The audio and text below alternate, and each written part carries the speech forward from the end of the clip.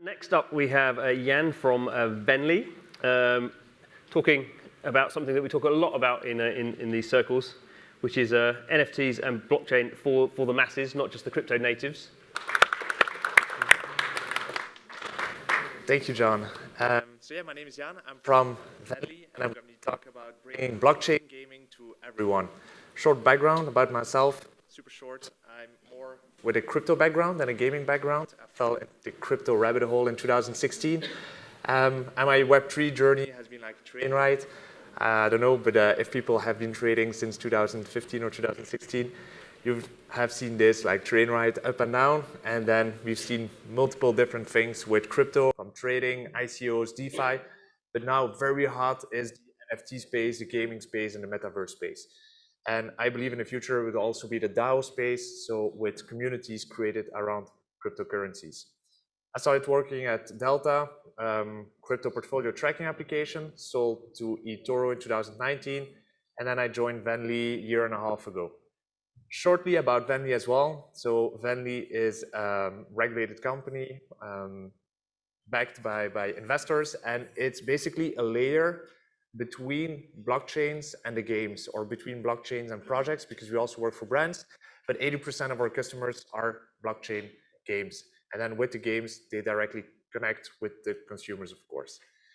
Venly, the different services that we have are wallet services. So for instance, we work for the Sandbox. When you create an account on the Sandbox, you will get the Venly wallet in the background. We also have our own NFT marketplace with a lot of game assets, NFTs, and we have a complete set of NFT tools, APIs, minting APIs, NFT analytic APIs, and even a Shopify app to sell NFTs through a web store. We now have more than 2 million end users. Some of the games that you probably with. Most of them are being built on Polygon, some still on Ethereum, but migrating to other blockchains. Binance Smart Chain is big as well. Avalanche, we see it popping up more and more. And then Solana as well. But yeah, it's super important to decide on which chain you're going to be building. We saw a lot of migration already from Ethereum to the other chains. And there's also something that I want to share at the end of the presentation. It's something that we launched with Venly. I don't know if you saw it, John, but yesterday through email and in our Twitter. So, okay, the talk that I want to have with you is bring blockchain gaming to everyone. But first, I want to ask you a few questions to know here, because I've been talking at the event with people that develop games, and not everybody is a big fan of NFTs and building their games on blockchain. So my first question would be, who here is developing a game on blockchain already? Okay, so let's say 20%. Another question, who's against NFTs, or who's not like in favor of adding NFTs to its games? Okay, only one person. Okay, cool, that's gonna be an easy crowd then, thanks. I want to talk about two things. So first, I want to talk about why blockchain matters for the gaming industry. And then the second part is how you need to, or what you need to think of when you build a game on blockchain. So first of all, why considering blockchain for your game? I think what we've seen in the past months, in the past years, is that blockchain or NFTs have been a great way to raise capital for your game or for your game development. If you see that the Sandbox, with their land sale, they raised more than $10 million in dollars. Other games did as well, so selling tokens, but also selling NFTs before the game goes live, telling that narrative, and then raising from your community of potential future gamers or investors gives you already a lot of money to develop that game.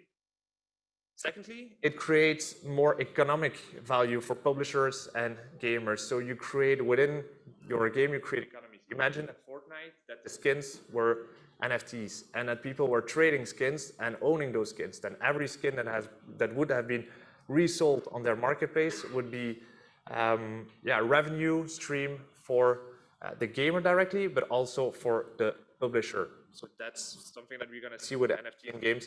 It changes the economy.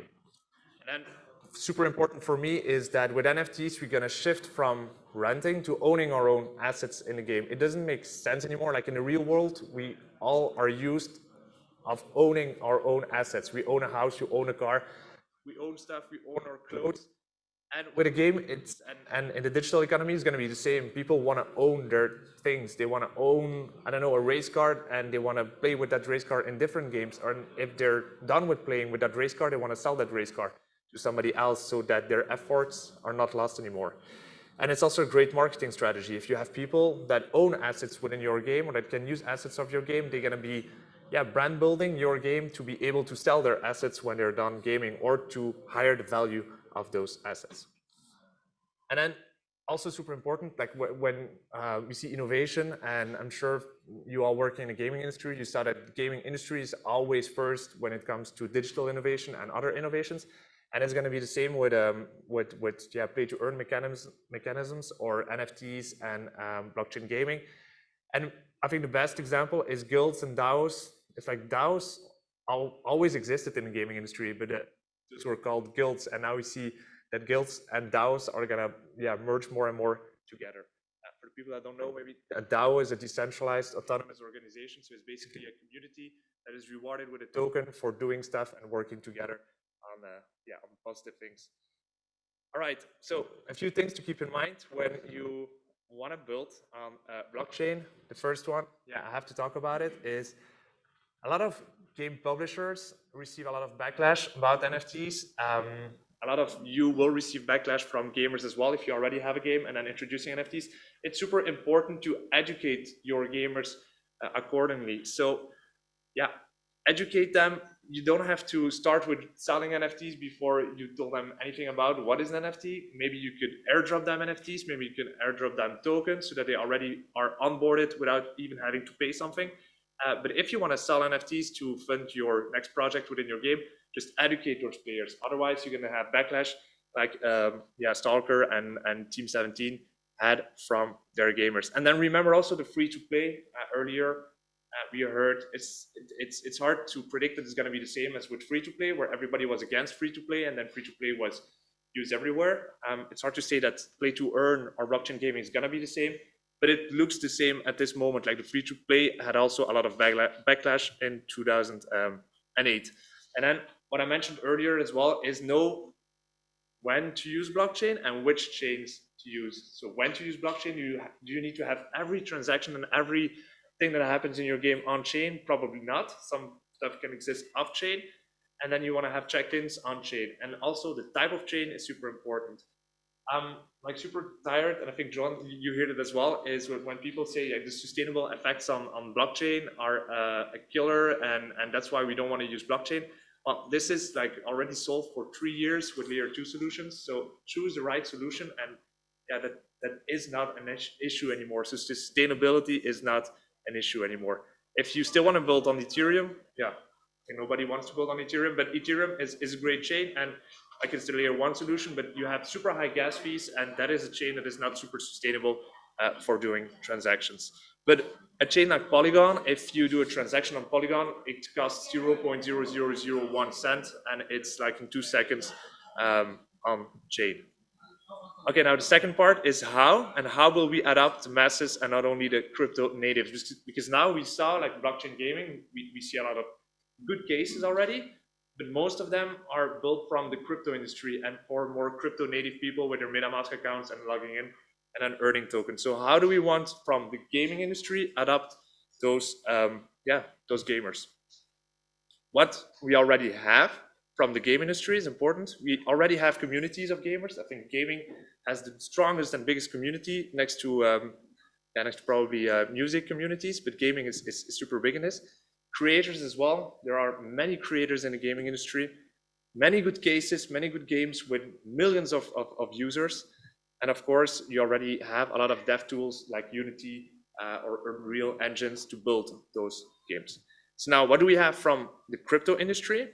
We have those layer 2 solutions to make scalable blockchain games. We have grants. So a lot of blockchains give grants to potentially good games to develop their game on that specific blockchain. So there is money to build those.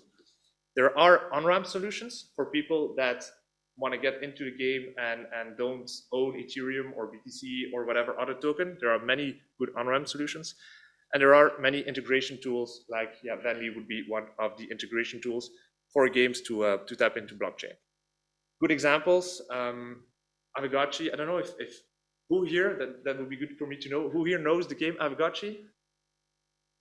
Okay, not that much. It's like the #1 big game on Polygon. I'm a super fan of Aavegotchi. It's your digital pet that you need to pet, and now they're building their own metaverse. So it's super cool. It's a bit geeky. The Sandbox, almost everyone. Cool. Vulcan Forged. Okay, also like big one. So Rare, a bit different. Okay, Axie Infinity. Nice. Amber Sword. Yeah, a few. Okay, cool. Amber Sword is really a promising game as well. But those are, in my opinion, and there are many others, but those are like really good cases of blockchain gaming. So what do we need? We need more tools, people that are here to build tools in the space. We need those tools to adopt the masses. We need education. So this is, I think I should have put this on like the first one, but education is going to be key to educate people on what is blockchain gaming and why, what is a token, etc., and how to be safe with it. A legal framework, but that's not something that I want to dive deeper into.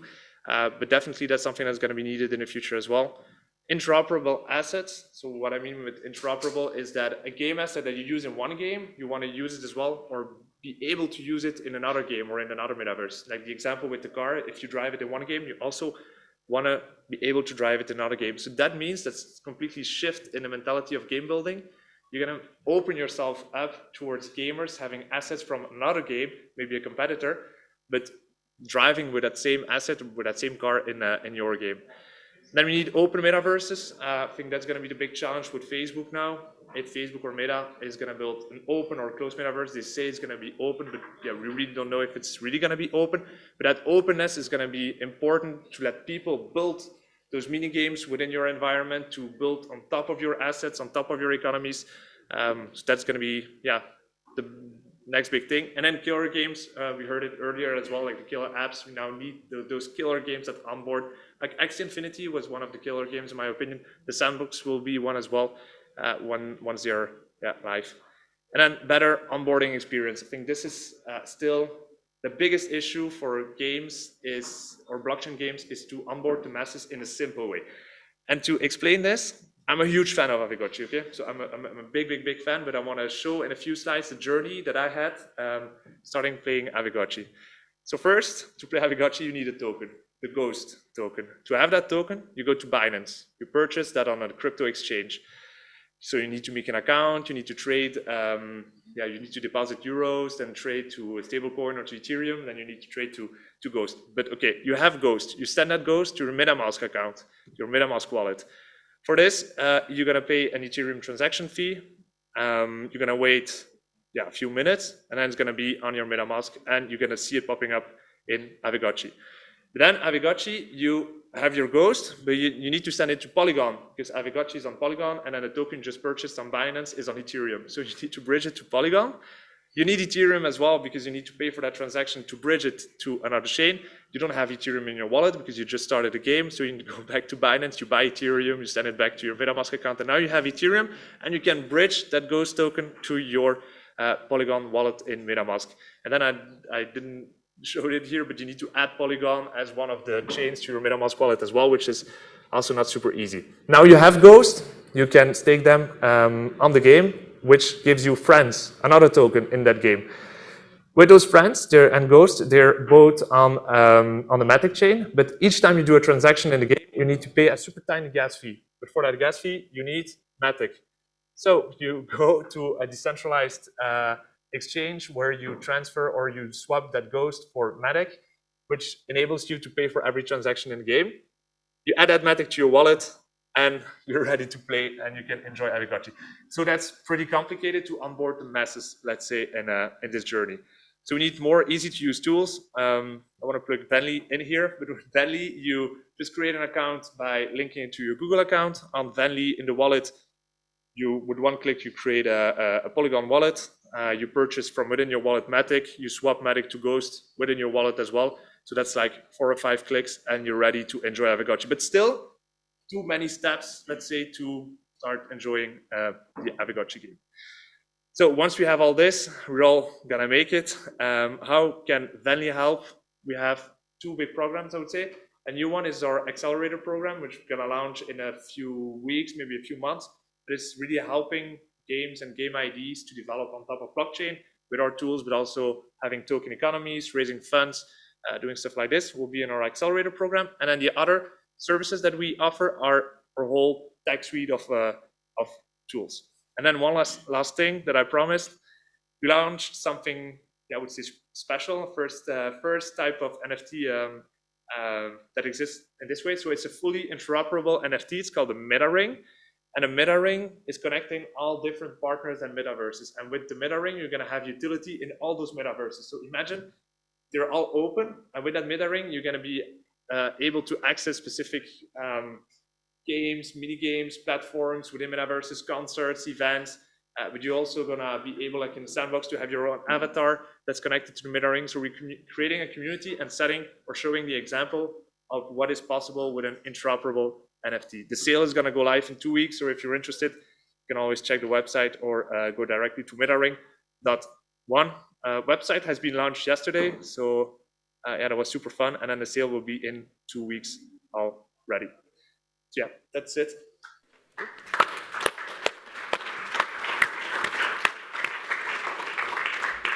Yeah. Another precise presentation there. 3 minutes for questions. Okay, so do you have any questions for Jan? Anyone? Okay, if we haven't, I'll have one. So do you want to go a little bit more into what the meta ring is? So what exactly am I getting for my meta ring? What exactly am I going to do with it? Okay, cool. So yeah, with the meta ring, we already partner with 12 different blockchain projects. So most of them are metaverse projects or blockchain games. And then with the meta ring, you're going to be able to access a lot of perks. So every metaverse or every minigame gives their own perks. And then the goal will be to grow this ecosystem into a bigger ecosystem. So see it a little bit like a meta key, but also something that can really be used within the game.